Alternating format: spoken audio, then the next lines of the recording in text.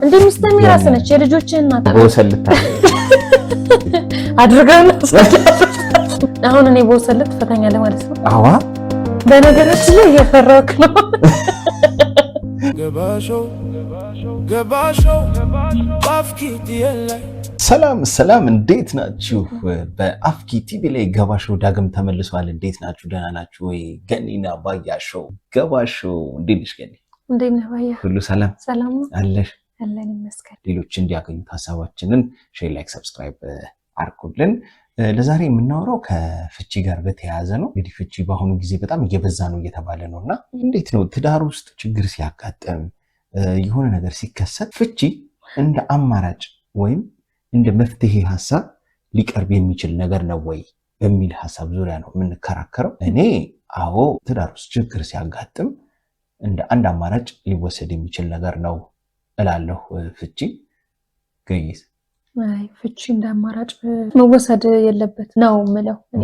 እንደ አማራጭ መወሰድ የለበትም። ምክንያቱም ችግር ባጋጠመ ቁጥር ፍቺን እንደ አማራጭ የምትወስደው ከሆነ ከባድ ነው የሚሆነው። የችግር መጨረሻ ላይ ያለህ ምናምን ይመስልሃል ማለት በቃ ያለም ሁሉ ችግር አንተ ላይ ያለ የአንተ ሚስት ብቻ ተመርጣ አንተን ለመበሳጨት የተፈጠረች ምናምን ይመስልሃል።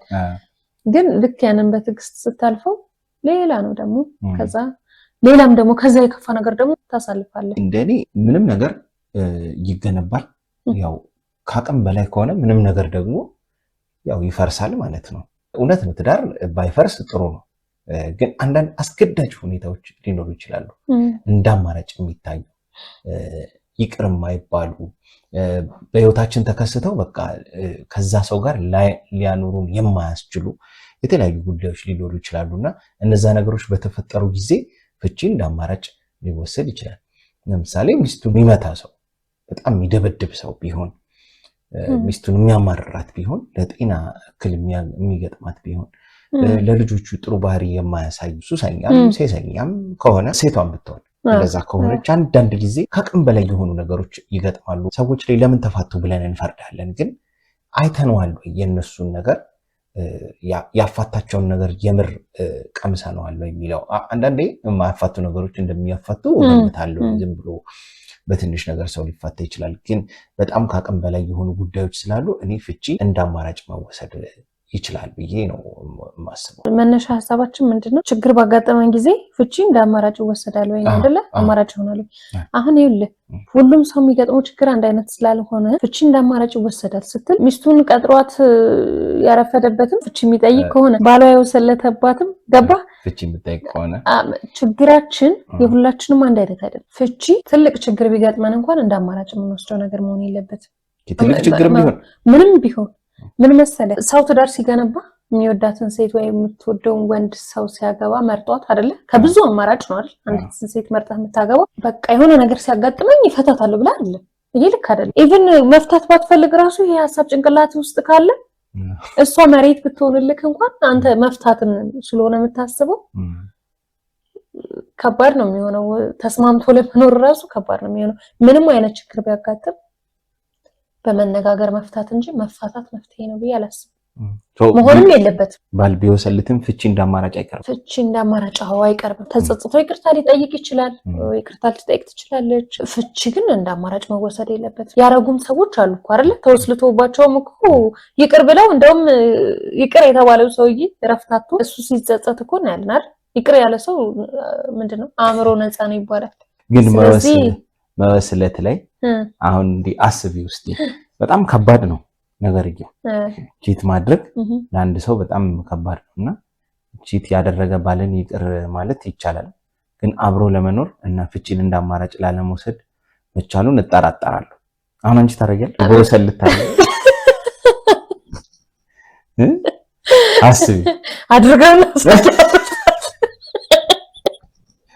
እንዴ አዛጊሹ ለምን ምን እንደሆነ ታውቃለህ? እሺ ማለት ነገርየውን እኮ እያቀለልኩኝ አይደለም። ማለት ከባድ ነገር እንዴ በጣም ከባድ ነገር ነው።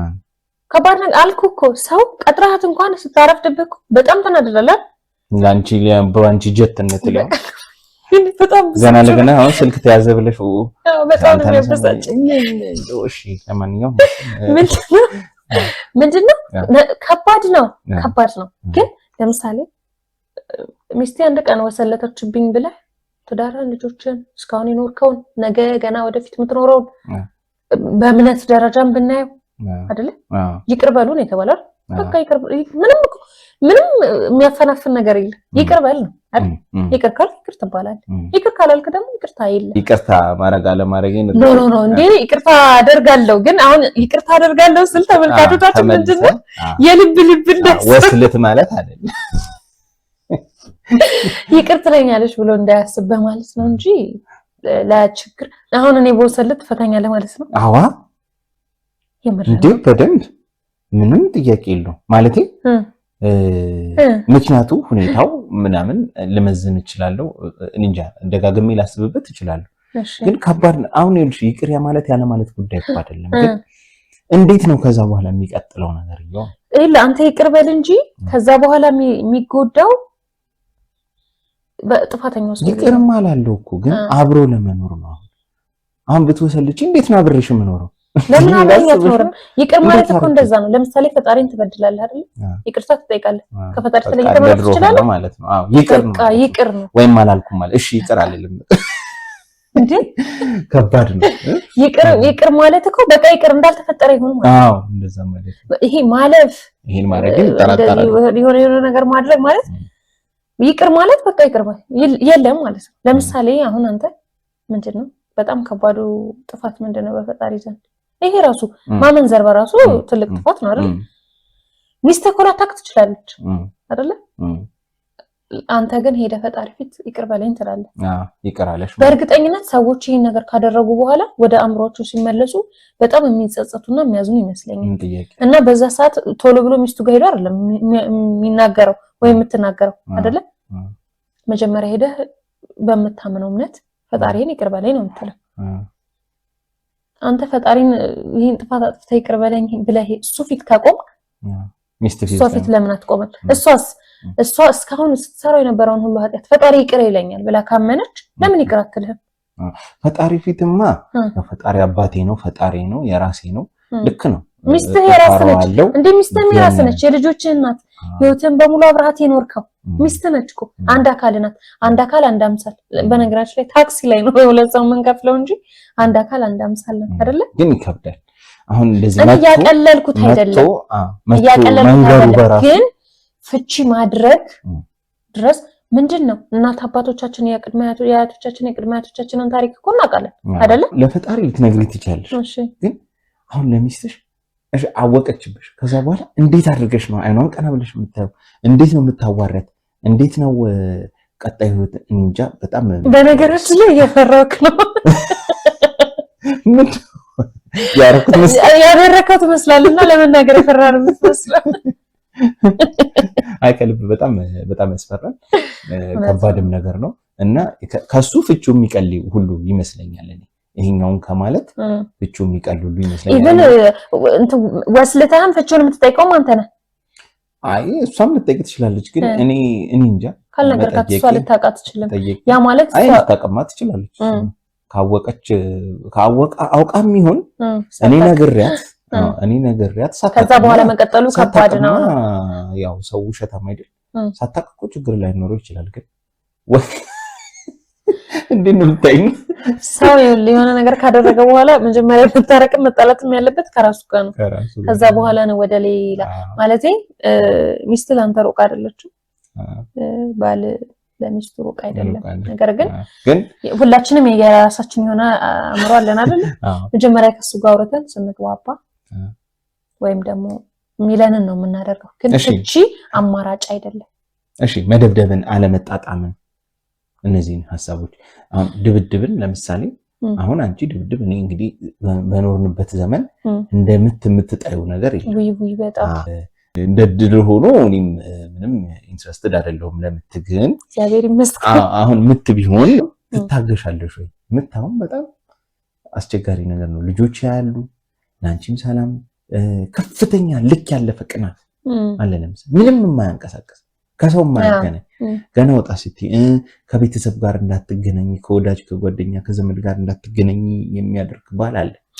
እንደዚህ አይነት ነገሮች አሉ። በተጨማሪ በወሲብ ግንኙነት ፍጹም አለመጣጣም ሊፈጠርም ይችላል። በእርግጥ ይሄኛው እንኳን በሕክምናም በስነ ልቦና ባለሙያዎችም የሚፈታበት ሂደት ሊኖር ይችላል። በእርግጥ ግን እንደዚህ አይነት ከባባድ ላይኖሩ የሚችሉ በተለይ ከቤተሰብ ጋር የተያዙ ጉዳዮች ወይ አንቺ ከሱ ቤተሰብ ጋር ወይ በአብዛኛው ሴት ከወንድ ቤተሰብ ጋር አብዛኛው እንደዛ ነው ማየውና አሁን ይሄ በጣም የሚያባላ የሚያጣላ ነገር ነውና ታግሰሽ የመጨረሻ አማራጭ ፍቺ የሚሆንበት እድል አለ። አይ የለም። ምን እንደሆነ ታውቃለህ? በምድር ላይ ችግር ሲኖር መፍትሄ ያለው የትኛውም ችግር መፍትሄ ያለው አይደለ? የትኛውም ችግር መፍትሄ ካለው አንተ ሚስትህን ስታገባት ቤተሰብ አምጥቶልህ ወይ ደግሞ ጓደኛ መርጦልህ አይደለም ታገባት። የምታውቃትን ሴት ነው የምታገባው አይደለ? ስለ ቤተሰብ ስለሆነ ነገር ያላትን አቋም በሙሉ ታውቃለህ። ስለዚህ እሱን በመምከር ወይም በመንገር የማትፈልግም ከሆነ እንደዛ አድርገህ ማስተካከል በጸባይ መንገር ነው እንጂ ጨዋታው ፈረሰ ዳቦ ተቆረሰ ብለህ ፍቺን የምታቀለው ከሆነ መጀመሪያ እንዳልኩ ነው። አንተ አእምሮህ ላይ በቃ ቤተሰቦቼን ካልወደደች እፈታታለሁ በየትኛውም አይነት ሁኔታ ውስጥ ለኔ ማትመቸኝ ከሆነ ለኔ ካልተስማማችኝ በቃ እፈታታለሁ ብለህ የምታስብ ከሆነ ያው ትፈታታለህ። ምንም እንትን የለውም። ግን ችግር አለብን። ማንም ሰው ችግር አለበት አይደለ? ሁላችንም ፍጹም አይደለም እና ሁሉም ችግሮች መፍትሄ አላቸው። ከዛ በበለጠ ደግሞ ከጓደኛ ከቤተሰብ ከምንም በላይ ደግሞ ሁለቱን አንድ ያደረጋቸው ፈጣሪ ነው። በቃ እሱን መሰረት አድርገህ በእምነት መጽናትና አምላክን መጠየቅ እንጂ ፍቺ አማራጭ ነው ብዬ አላስብም። ምን ትላላችሁ ተመልካቾች? እናንተስ ምን ሐሳብ አላችሁ? በትዳርና በፍቅር ውስጥ ችግር ሲያጋጥም በተለይ በትዳር ውስጥ ፍቺ እንደ አማራጭ ይወስዳል ወይስ ብለን ነበር ዛሬ ተከራከርነው። ሼር፣ ላይክ፣ ሰብስክራይብ እያደረጋችሁ ኮሜንት ላይ የጻፋችሁ ሐሳቦቻችሁ መስጠት ትችላላችሁ። ቪዲዮ ከተመቻችሁ ለሌሎች ማጋራት እንዳይረሳ። ገኒና ባያ ነበርን። ገባሾው በሌላ ርዕስ ይመለሳል። እኔ ገኒና አመሰግናለሁ። እኔም ባይልሽ አመሰግናለሁ። ቻው ቻው። ገባሾው ባፍኪት የለ